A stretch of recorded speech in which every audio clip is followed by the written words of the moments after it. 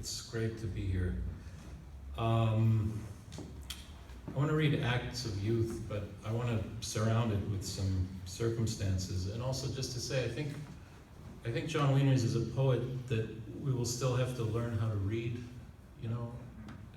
and that there's a music in him that may resist the pronunciation of our times.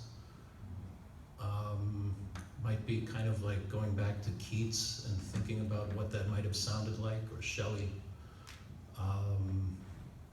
And so I think there's a very, very long arc to go with John.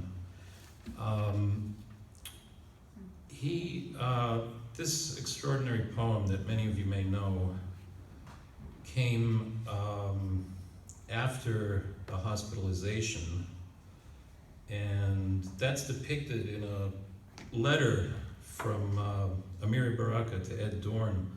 And there was some confusion at first whether it was John or Mike Rumaker who had been hospitalized. Oh, that's in the, yeah. Yeah, and Amiri writes, and Amiri became John's guardian after he was released for a while. John Wieners was by here a couple of weeks ago, stayed with us for a week or so. He's in horrible shape, sullen, silent. Never saw him like that before. Very disturbed, 2 question marks. And that's a horrible way to try to say it. Disturbed? Like, who isn't? When John left New York, he went up to his parents in Boston. His mother apparently flipped and called up the mental hospital people. They came, and from what I get from Irving Rosenthal, they carried John off in a straitjacket. He's got to stay in that place at least 40 days because his mother signed him in. Seems so bleak. And then in letters to Charles Olson, from where he was, he writes, March 9th, 1960, Dear Charles, how solitary I feel here. Surrounded by the bustle of the ward, first morning, I hope, without medication. And then he goes on and says, if I don't get out soon, blank lines, therapy includes electrical catheter treatment, something I don't need at all, but which is being fostered here at such a clip that even my own deepest reserves are threatened.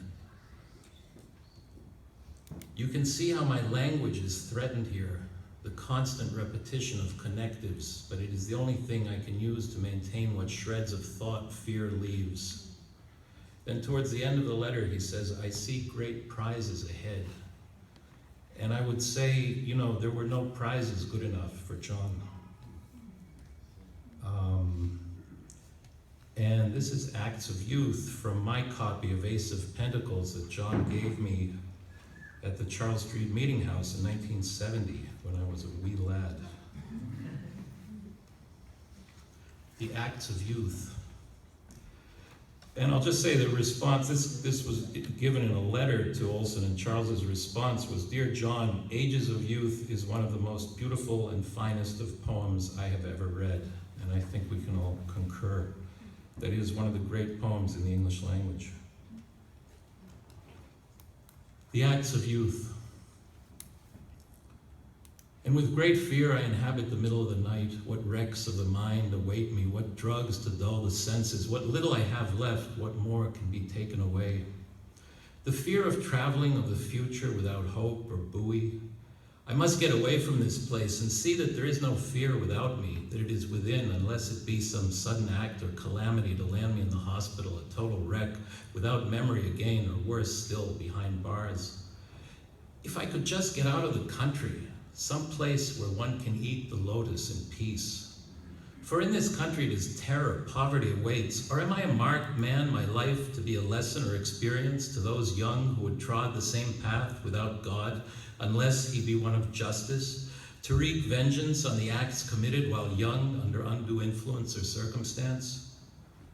Oh, I have always seen my life as drama patterned after those who met with disaster or doom.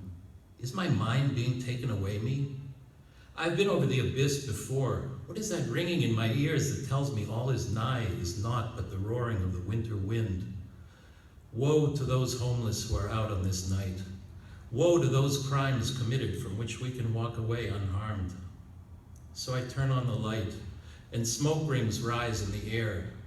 Do not think of the future, there is none. But the formula all great art is made of, pain and suffering. Give me the strength to bear it, to enter those places where the great animals are caged and we can live at peace by their side, a bride to the burden that no God imposes, but knows we have the means to sustain its force unto the end of our days. For that is what we are made for that we are created, until the dark hours are done, and we rise again in the dawn, infinite particles of the divine sun, now worshipped in the pitches of the night.